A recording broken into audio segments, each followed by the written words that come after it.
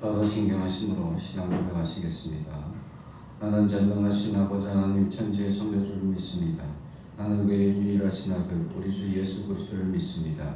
그는 성령으로 잉태되어 동정녀 마리아에게서 나시고 본디오 빌라도에게 고난을 받아 십자가에 못 박혀 죽으시고 장사된 지 사흘 만에 죽은 자 가운데서 다시 살아나셨으며 하늘로 오르시어 전능하신 아버지 하나님 우편한 데 계시다가 거기로부터 살아있는 자와 죽은 자를 심판하러 오십니다.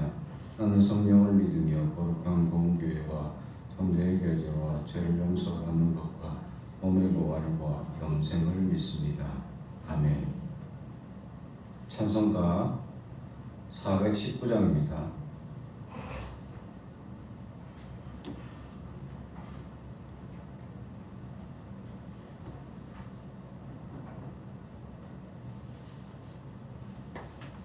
찬송가 419장.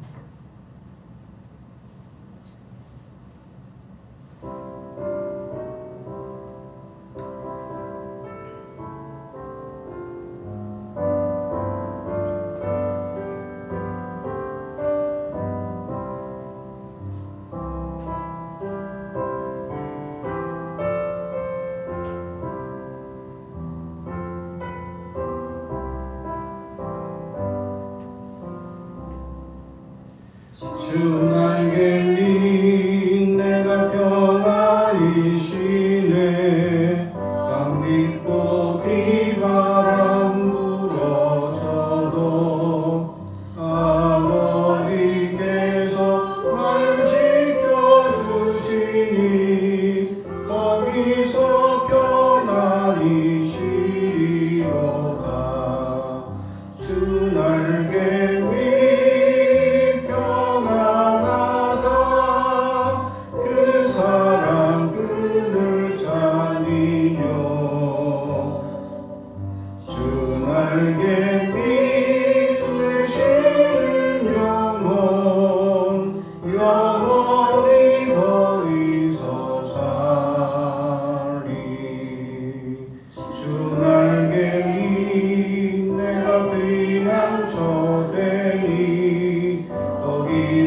쉬기를 원하노라.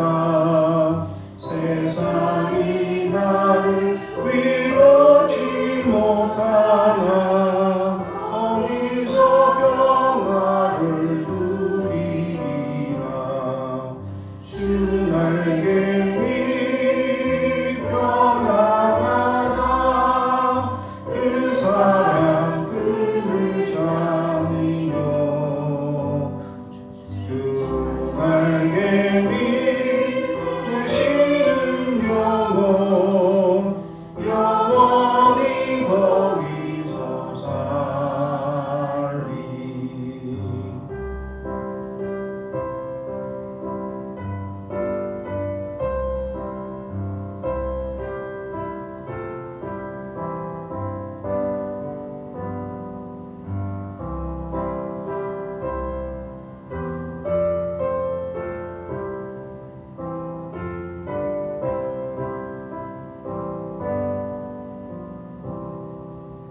주 날개 위 참된 기쁨이 있네. 고달픈 세상길 가는 동안 나 거기 숨어 돌보심을 받고 영원의 안식을 얻으리라. 주 날개 편안하다. 그 사랑 그를 잠이요. 주 날개 위 되시는 영혼 영원히 거기서 살리.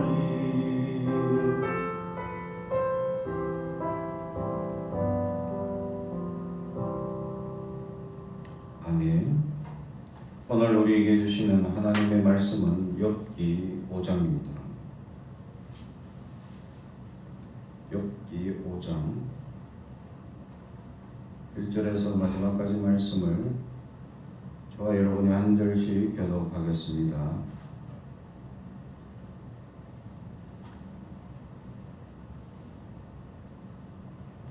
하나님의 말씀을 경청해 주시기 바랍니다.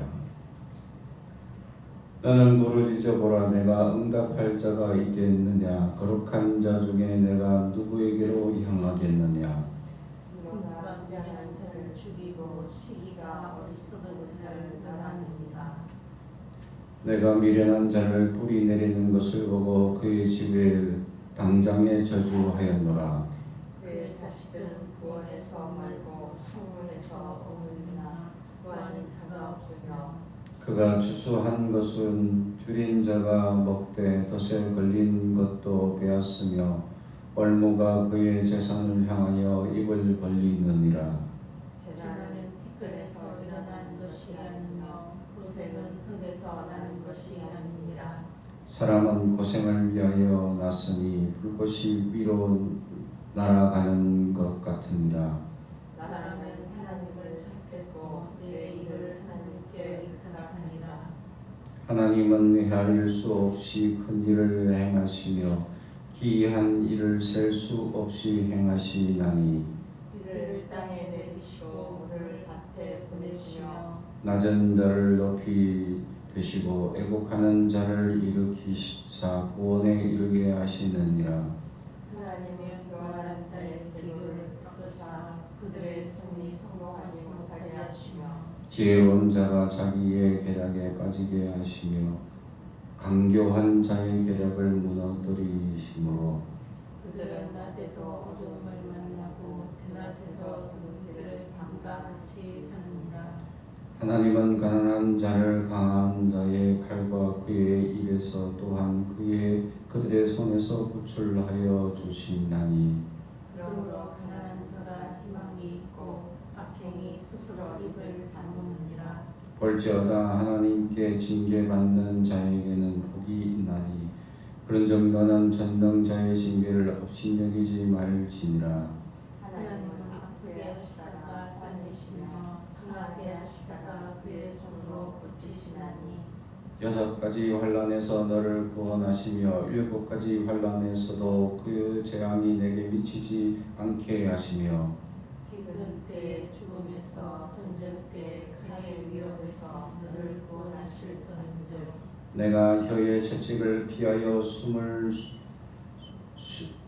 수가 없고 멸망이 올 때에도 두려워하지 아니할 것이라. 너는 멸망과 기근을 비웃으며 짐승을 두려워하지 말라. 들에 있는 돌이 너와 언약을 맺겠고 들짐승이 너와 화목하게 살 것이니라. 내가 내 장막의 평안함을 알고 내 우리를 살펴도 이런 것이 없을 것이며 내 자손이 많아지며 내 후손이 땅의 풀과 같이 될 줄을 내가 알 것이라.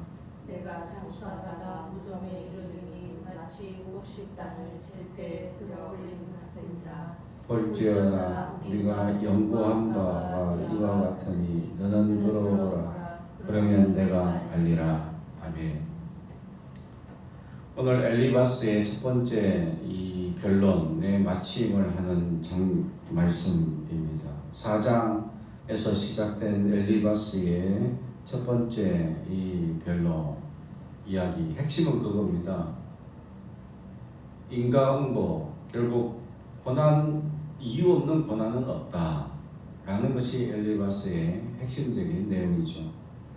그리고 어제에 이어서 결국 하나님은 완벽한 인과응보가 있을 뿐 이유 없는 고난은 없다라는 것이 엘리바스의 지론입니다. 그런 의미에서 우리가 한번 살펴보면 이 5장 1절에 너는 부르짖어 보라. 결국 그의 불평, 또 이런 원망, 이런 것들은 무익하다라는 것을 얘기하죠. 이 욥의 탄식을 듣고 네가 그렇게 부르짖어 봐라. 그렇게 부르짖는 것은 아무 이익이 없다. 고난은 이유가 있기 때문에 그 이유가 해결돼야지 회개해야지 결국 우리가 이제 구원을 받지 회개하지 않으면 안 된다라는 인과응보를 완벽하게 이야기하고자 하는 시작입니다. 그러면서 이 3절에 보면 자기가 경험을 했다. 어떤 미련한 사람 자가 뿌리를 내는 것을 보고 2절에서 5절까지 경험을 했는데 그 집을 내가 당장 저주했다. 문제가 있는 집이라서 내가 당장 저주해 봤는데 그 집이 저주를 받았고 그래서 완전 멸망하는 것을 내가 목도했다 라는 경험적인 얘기를 합니다. 앞장에서도 하나님의 계시에 대한 경험을 4장에서 얘기를 했죠. 하나님의 계시. 그래서 하나님의 계시를 주셨는데 천사도 미련하게 하다 하셨다. 그러니까 이 시대만 해도 천사는 굉장히 존귀한 존재로 여기는 시대였는데 그 존재를 하나님의 계시로 그도 피조물이기 때문에 하나님 앞에서는 미련한 존재다라고 이 선포할 정도의 계시를 정말 어쩌면 제대로 잘 계시를 받은 거죠. 그리고 앞장에서도 얘기했지만 엘리바스의 첫 번째나 두 번째 인과응보라는 이 완벽한 인과응보라는 의미에서는 그의 신학이나 그가 변론하는 내용이 확실하다라는 것입니다. 문제는 그걸 아무 때나 자기가 믿는 신념, 자기가 확실한 신앙이 모든 사람에게 대입해서는 안 된다라는 거죠. 아무리 진리라도 이 모든 사람에게 대입하게 되면 문제가 되죠. 자기의 신앙과 자기가 알고 있는 신학과 자기가 알고 있는 모든 신앙이 모든 사람에게 똑같이 대입되지가 않기 때문이죠. 왜냐하면 내가 알고 있는 이 경험적인 것은 내 상황에서만 경험이 될 뿐이지 그 사람에게 경험이 이루어지지 않기 때문이죠. 그런데도 엘리바스는 누구나 할 수 있는 실수입니다. 누구나 똑같이 하는 실수죠. 내가 경험해봤고 내가 한상을 받고 내가 알아봤고 내가 해봤다 라는 말로 그 경험을 욥에게도 똑같이 적용하는 게 문제가 된다라는 거죠. 욥은 전혀 자기가 경험했던 부분과 맞지 않기 때문입니다. 모든 인과응보에 대한 역사는 이 사장에서도 말씀드렸듯이 웬만한 경우에 다 맞습니다. 거의 인생의 90%는 이 인과응보라는 역사 속에 확실하게 맞죠. 하지만 나머지 10% 안에는 욥이라는 알 수 없는 역사가 있기 때문이고 또 하나는 신약에서 하나님께서 소경이 된 자에게 말씀하신 것처럼 하나님의 영광을 위하여 그런 고난을 당한다 라고 말씀하신 것처럼 하나님의 계획, 하나님의 역사가 있기 때문이죠. 그러므로 이 대부분 90%는 다 인과응보, 자기가 당하는 고난은 자기가 지은 죄 때문에 일어나는 것은 맞습니다.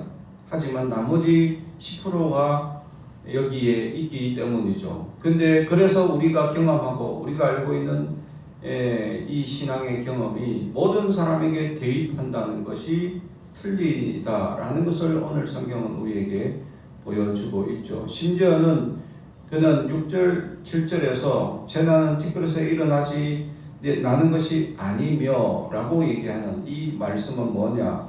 바로 이유 없는 고난은 없다 라는 것을 얘기하고자 하는 것이죠. 그래서 6절, 7절은 이유 없이 고난이 일어나지 않는다. 고생이 흙에서 나는 것이 아니다. 그래서 지금 욥이 당하는 것은 그런 이유 없는 고난 아닐걸? 라고 자기가 확신하고 있다라는 것이죠. 요게 잘못 자기가 생각하는 부분이다라는 것이죠. 사람을 위로하기 위하여 왔다가 욥의 탄식을 듣고 얘기하기 시작하는 것이 인과응보. 네가 당한 고난은 당연히 하나님의 벌이 아니냐, 징계가 아니냐라는 것이죠.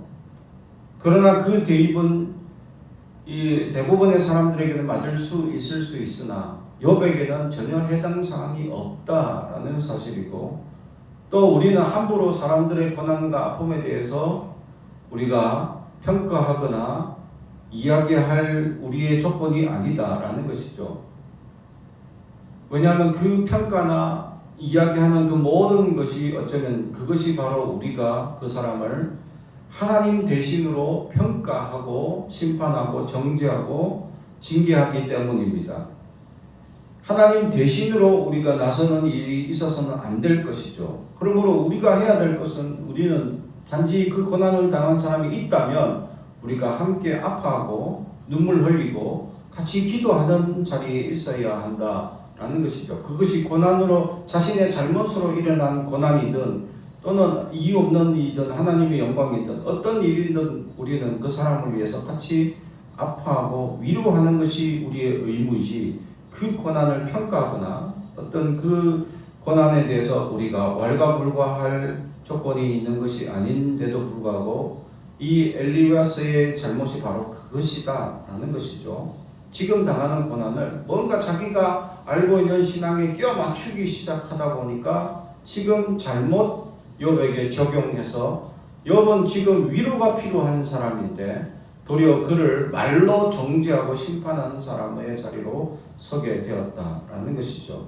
그러면서 9절에서 10절까지 하나님의 섭리, 자기가 경험한 하나님의 섭리는 헤아릴 수 없고 큰 일을 행하시고 기이한 일을 행하시는 하나님이시다. 그러므로 네가 일어난 일, 기이하고 놀랍고 이 역사, 그러나 그것은 하나님의 공이다라고 12절에서 14절에 그렇게 못 받고 있죠. 네가 당한 고난은 기이하고 놀라운 일이지만 그것은 하나님의 공이고 정이다라고 선포합니다.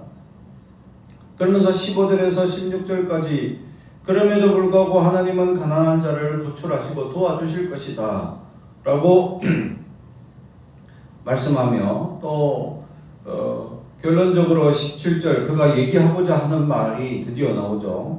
볼지어다 하나님께 징계받는 자에게는 복이 임하니 그러므로 너는 전능자의 징계를 업신여기지 말지니라. 아멘. 요게 엘리바스가 하고 싶은 주제입니다. 너는 지금 징계를 당하고 있고 그 징계를 업신여기지 말라. 이 말을 하기 위하여 앞에 환상도 봤고 내가 어떤 악인의 경험을 저도 해봤는데 어떤 경험도 있었고, 또 하나님은 정의로우시고 공의로우시며 하나님은 악인에 대하여 심판하시는 하나님이시고 맞는 말을 다 끌어와서, 온갖 맞는 말 진리를 다 끌어와서 지금 욥에게 진짜 하고 싶은 말 딱 한마디, 요 말, 너는 징계를 당하고 있고 그러므로 이 전능자의 징계를 업신여기지 마라 라고 하고 싶은 이 말을 지금 하기 위하여 온갖 진리, 온갖 옳은 말을 다 가져온 거죠. 그러니까 자기 말이 지금, 자기는 이 하나님의 징계를 보고 결정했다는 것, 너는 징계고 심판이다 라는 결정을 한 거예요. 그리고 이 결정에 끼워 맞추기 위하여 하나님의 온갖 진리를 다 가져왔습니다. 그러면 이 말은 결국 맞는 말입니까? 틀린 말입니까? 틀린 말. 자기가 하고 싶은 말에 하나님의 진리를 가져온 것.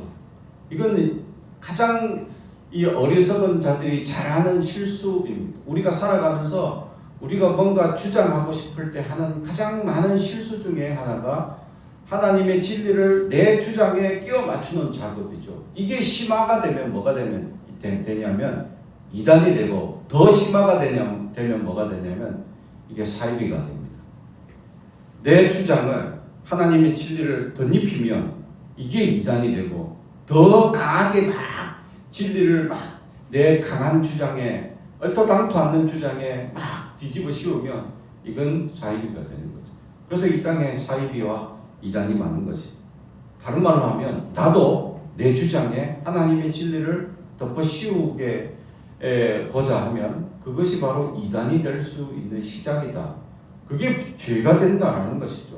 엘리바스는 진리를 잘 알고 있는 사람이고 또 환상까지 경험한 사람이고 또 자기의 신앙적 경험으로 어떤 사람을 징계 저주해봤는데 그대로 이루어지는 것을 목도해본 사람입니다.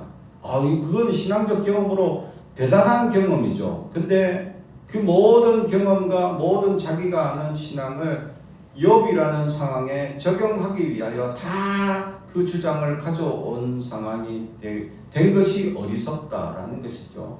모든 상황을 일괄적으로 기계적으로 입력하고 끼워 맞추어서는 안 된다. 사람들은 대부분 이야기하거나 변론할 때 그걸 심리적으로 자기 반사라고 얘기를 하죠. 자기 주장을 다른 어떤 맞는 말에 끼워 맞춰서 자꾸 사람들에게 말을 주장하기 위해서 끼워 맞추는 작업, 그것이 바로 잘못된 주장을 내세우기 위한 이야기죠. 그렇습니다. 그런 일들이 지금 오늘 성경에 일반적으로 대부분 일어나는 사람들, 이야기하는, 주장하고 또 자기가 얘기하고자 하는 말을 그런 진리에 덮어 씌우는 작업을 하는 것을 엘리바스가 아주 일상적으로 우리에게 잘 보여주고 있다라는 사실입니다. 엘리바스가 해야 될 그건 일은 뭐냐? 앞에서도 얘기했듯이 그냥 위로해주고 격려해주고 기도해주는 것. 하나님 도와주옵소서. 지금 아파하고 지금 괴로워하고 병들어서 어려워하는 친구가 있다는 거죠. 그를 위해서 그냥 불쌍히 여겨달라고 하나님께 부르짖어야 될 사람인데 이 너무 힘들어서 탄식하는 욥의 탄식을 듣고는 오해하기가 회개하지 않느냐 하고 도리어 뭐라 하고 있는 거죠. 이게 잘못되고 자기가 생각한 관념 또 자기가 알고 있는 신앙 자기가 알고 있는 그 믿음의 신념을 이 모든 기계적으로 모든 상황에 끼워 맞추는 작업 이것이 크나큰 문제다라는 것이죠. 그러면서 하나님의 이 자기가 정말 하고 싶었던 징계고 그 징계를 업신여기지 말라 하고 그러면서 하나님은 이 징계를 주신 이유에 대해서 이제 18절 이하로 쭉 얘기하고 있죠. 하나님의 징계의 이유, 멸망하게 하고 환난에 주게 하고 또 20절 기근에 죽음에서 전쟁에서 너를 구원하기 위한 목적이 있을 것이고 온갖 상황을 이유를 다 가져와서 네가 지금 이런 고난은 더 큰 어려움에서 너를 구원하기 위한 하나님의 계획인지 모른다 하고 자꾸 끼워 맞추는 거죠. 그렇게 하면서 결국 이 27절 마지막 자기가 다 연구해 봤는데 그러니까 잘 들어라 인간아 이 얘기입니다. 결국은 이게 말이 안 되는 상황이죠. 자기가 알고 있는 신학적 그래서 우리가 앞에서 얘기했지만 그가 말한 신학이나 그가 말한 신앙적 이 고백이나 이 환상 이건 다 진리입니다.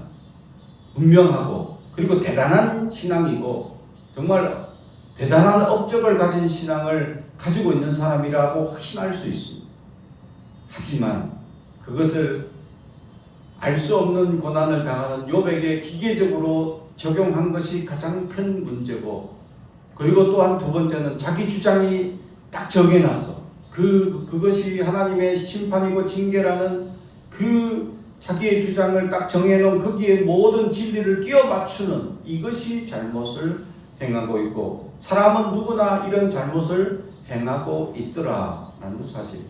그러므로 우리는 우리의 생각이나 우리의 주장하고 싶은 어떤 얘기가 있다면 이건 한번 생각해 봐야 합니다. 혹시 내가 내 생각, 내 관념이 틀릴 수 있지 않을까라는 사실입니다. 그리고 다른 사람의 아픔과 고난에 대해서는 내가 그것을 어떤 평가나 어떤 이유를 설명할 필요는 없습니다.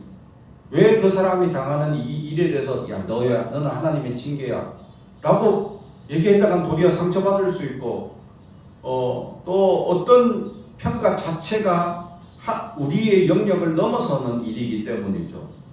그 사람이 당하는 아픔과 고난에 대해서만 집중하고 위로하고 격려가 필요하기 때문이죠. 우리의 역할은 위로고 격려지 그 앞서서 하나님의 역사 어떻게 고난을 당했는지 또 어떤 시련인지 어떤 어려움인지 본인이 얘기하지 않는 이상 그것을 캐묻거나 그것에 대해서 알려고 할 필요도 없을 뿐더러 그냥 우리가 해야 될 역할은 위로일 뿐이죠.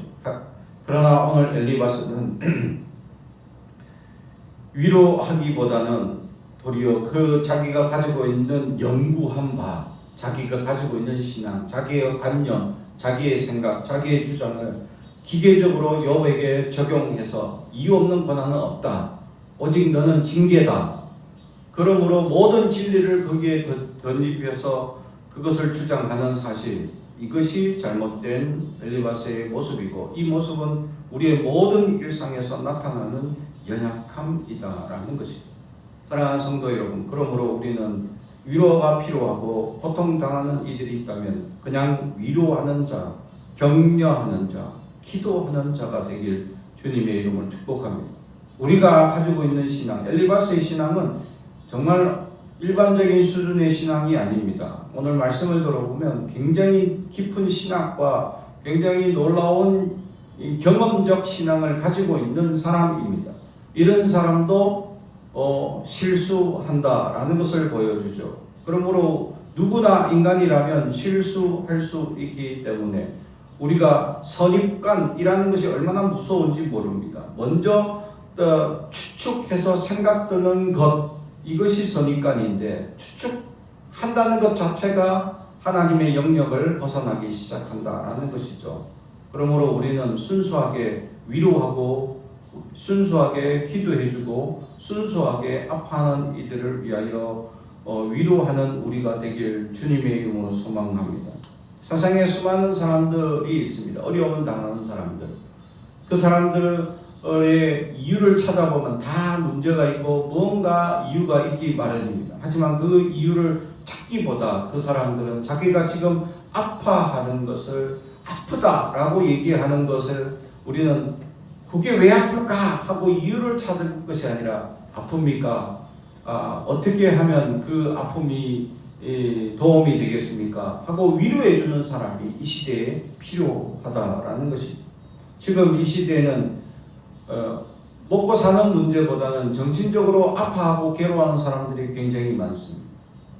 그 많은 사람들에게 그 아픔과 고난을 우리가 그 고난을 덜어주고 많이 아프시군요 라고 그 아픔을 에 대해서 인정해주고 그 사람들의 아픔을 들어주는 것만으로도 그들에게는 큰 위로가 될 수 있다라는 사실이죠. 우리 주변에 그러한 아픔과 고난 가운데 들어주는 자, 내가 먼저 말을 떼는 자가 아니라 들어주는 자가 되어서 진정한 위로하는 자가 되길 주님의 이름으로 축복합니다. 기도하겠습니다.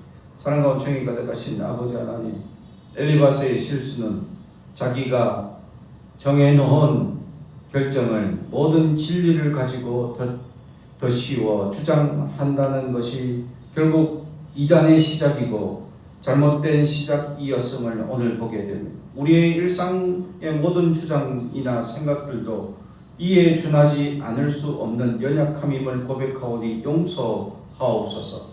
하나님, 우리에게 하나님의 뜻과 하나님의 계시를 알아볼 수 있는 사람이 되게 하옵소서. 또한 이 땅에 수많은 아픔과 고통을 부르짖는 이들을 향하여 그들에게 하나님의 말씀을 전하고 복음을 전하고 위로하는 우리가 되게 하옵소서. 예수님 이름으로 기도하옵나이다. 아멘. 하늘에 계신 우리 아버지, 아버지 이름을 거룩하게 하시며 아버지의 나라가 오게 하시며 아버지의 뜻이 하늘에서와 같이 땅에서 이루어지게 하소서. 오늘 우리에게 일용할 양식을 주시고 우리가 우리에게 잘못한 사람을 용서하여 준 것 같이 우리 죄를 용서하여 주시고 우리를 시험에 빠지지 않게 하시고 악에서 구하소서. 나라와 권능과 영광이 영원히 아버지의 것입니다.